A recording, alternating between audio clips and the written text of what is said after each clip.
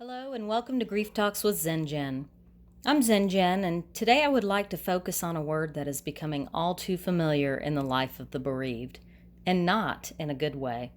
The word is ghosting. Have you ever heard of the phrase ghosting? It is a term that describes the practice of ending a personal relationship by suddenly and without explanation withdrawing from all communication. So why am I bringing this to your attention, and what exactly does it have to do with grief? Unfortunately, it has a lot to do with how an individual's grief journey unfolds, and it is becoming more prevalent all the time. For example, not only are people dealing with the death of their loved one, they are now having to figure out why their friends and/or family have disappeared from their lives, and the effects of this phenomenon are devastating. You may be sitting there thinking to yourself, what on earth is she talking about? Perhaps this concept seems foreign to you and you are finding it difficult to wrap your mind around. However, I can assure you that it is happening, and it is happening more often than any one of us wishes to admit. The question becomes why? Why, when people are suffering the most and are faced with the task of having to pick up the shattered pieces of their lives, are they finding loved ones absent or unavailable? One of the main reasons is because death is uncomfortable, and people just don't like to talk about it and try to avoid discussions or situations that will take them outside of their comfort zone. Another reason is because of survivor's guilt, which is a real thing, by the way, and because they have a hard time being around those who have lost everything while they have lost nothing. Once ghosting starts, it can be extremely difficult to bring people back into the fold.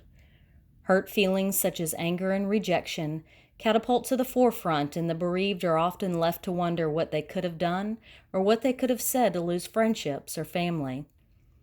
Their struggle becomes an internal one, thus adding to the already difficult prospect of trying to manage their new normal, not only without their loved one, but without key pieces of their lives and support system as well.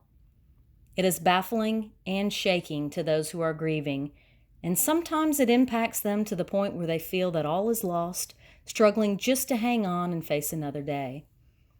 When this happens, I try to gently redirect conversation to validate that what they are going through is real and that, unfortunately, it is common as well, that they are not the only one experiencing this act of disappearing.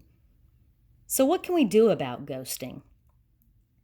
First of all, we can become aware of the action itself and work harder to try and avoid this happening in our relationships. Being a supporter of someone who is experiencing loss does not come naturally to most.